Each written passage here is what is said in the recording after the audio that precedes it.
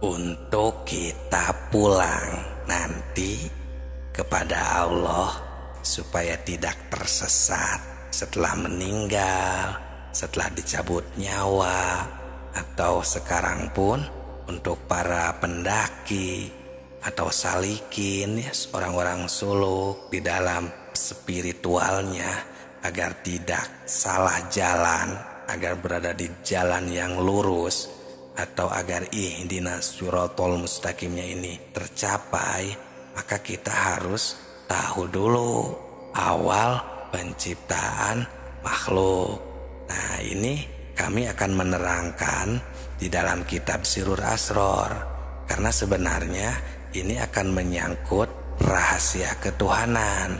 Nah, tapi dikarenakan kami menemukan kitab yang bernama Sirrul Asror ini, kebetulan pas sama persis sebagai spiritual, ya, dengan pengalaman spiritual dari silsilah yang kami amalkan, yakni dari silsilah Sunan Gunung Jati atau dari Syekh Syarif Hidayatullah Sunan Gunung Jati Cirebon.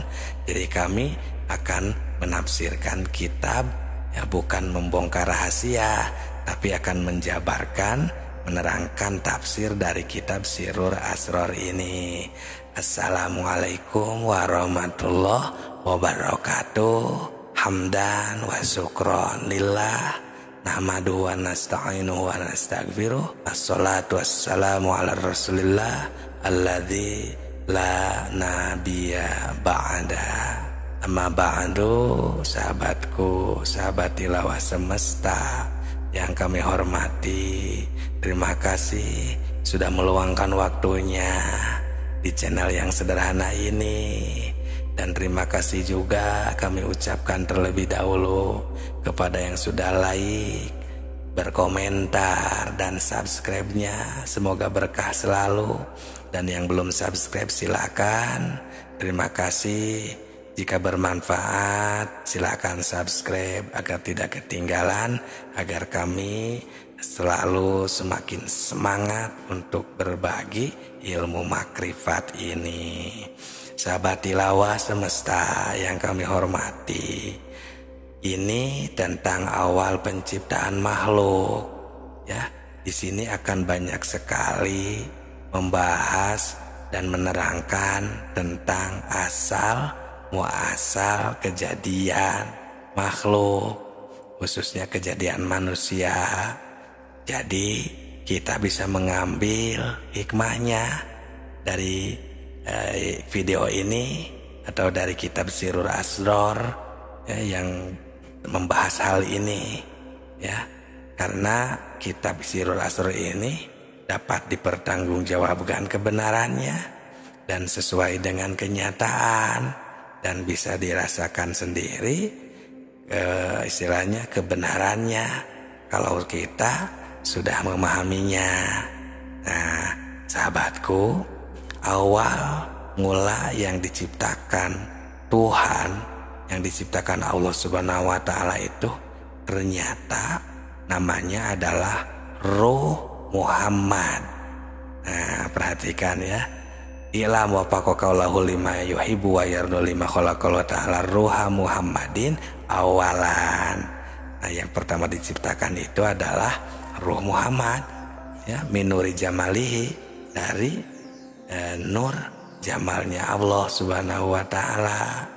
Nah, ini adalah awal yang diciptakan Allah. Kemudian awalu ma khalaqallahu ruh, wa awalu ma khalaqallahu nur, wa awalu ma khalaqallahu al-kalam, wa awalu ma khalaqallahu al-aqlu.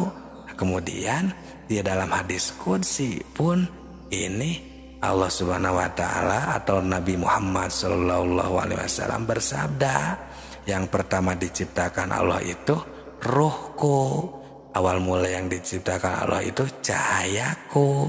Awal mula yang diciptakan Allah itu kalam. Nah, kok ini ada 3? Awal mula yang diciptakan ini yang mana? Nah, sedangkan Nabi dalam mendiskusikan ada 3. Ada rohku, ada cahayaku, ada kalam. alam.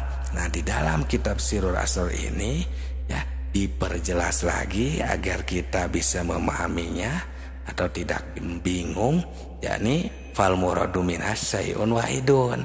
Nah, yang dimaksud dari semua ini cahaya, kalam dan akal tadi yang tiga itu pada dasarnya adalah satu, wahwa al-haqiqatul muhammadiyatu, yaitu hakikat Muhammad. Nah, itu sahabatku.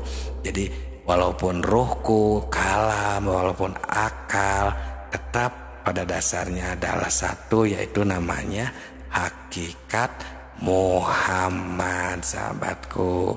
Nah, setelah itu Allah ya setelah menciptakan hakikat Muhammad, Allah menciptakan dari sana itu ya kan fi alamil lahut, itu di alam lahut, wa fi ahsanit taqwim, itu merupakan bentuk yang terbaik, istilahnya al-hakiki, yang hakikat. Nah, dari sana wa fi dzalika alam al-alamu wa huwal watanul asli, yaitu istilahnya ya dinamakan watanul asli, negara asal. Nah, dari sana ya falama madhu alaihi arba'ata alfi sana khalaqal aras min nuri aini Muhammadin. Dari sana Allah menciptakan aras. Nah, baru ada istilah aras ya, karena kita seringlah ya mendengar nama aras. Nah, itu karena setelah Allah menciptakan hakikat Muhammad, Allah menciptakan aras dari Nur Muhammad. Nah, berarti kalau secara susunan Allah itu menciptakan hakikat Muhammad yang pertama, yang kedua setelah hakikat Muhammad yaitu Nur Muhammad. Nah, dari sana ada istilah aras, karena aras diciptakan dari Nur Muhammad. Wabaki al kaina. Nah, dari sana mah baru wabawako atau wabako ya kainat. Ya pokoknya dari sana mah baru seluruh makhluk lainnya diciptakan. Nah, itu sahabatku, sahabat tilawah semesta. Nah, selanjutnya setelah itu ya diciptakan baru turun ya, setelah menciptakan aras Nur Muhammad ya, dari Nur Muhammad tadi baru diciptakan ruh ini ke alam terendah. Nah, ini sudah mulai di alam yang terbawah, sahabatku ya. Yang istilah kama qala ta'ala ya, firman Allah sumarodanahu asfala safilin. Nah, karena Allah menciptakan ruh-ruh ya yang berbentuk ya setelah Nur Muhammad itu di alam terendah ya, itu namanya adalah dunia.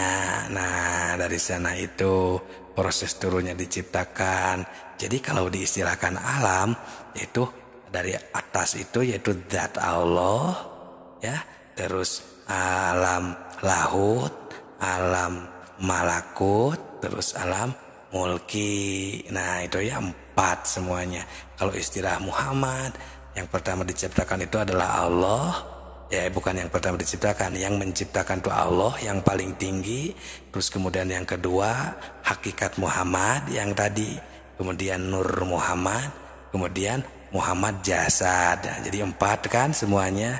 Kalau istilah alam lahut, alam jabarut, alam malakut, alam mulki. Nah, makanya istilahnya ini alam mulki ini di lapisan keempat. Nah, maka kita, kenapa kita ini istilahnya yang mendaki, berpulang, karena kita berada di lapisan terbawah. Kenapa disebut dunia? Karena dunia ini ada alam terbawah.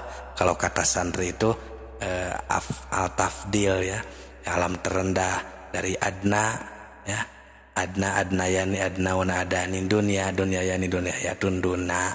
Jadi dunia ini adalah alam terendah. Nah, maka kita tahu agar tidak tersesat, agar menjadi jalan yang lurus, itulah jalan untuk kita pulang. Semoga bermanfaat. Salam tilawah semesta.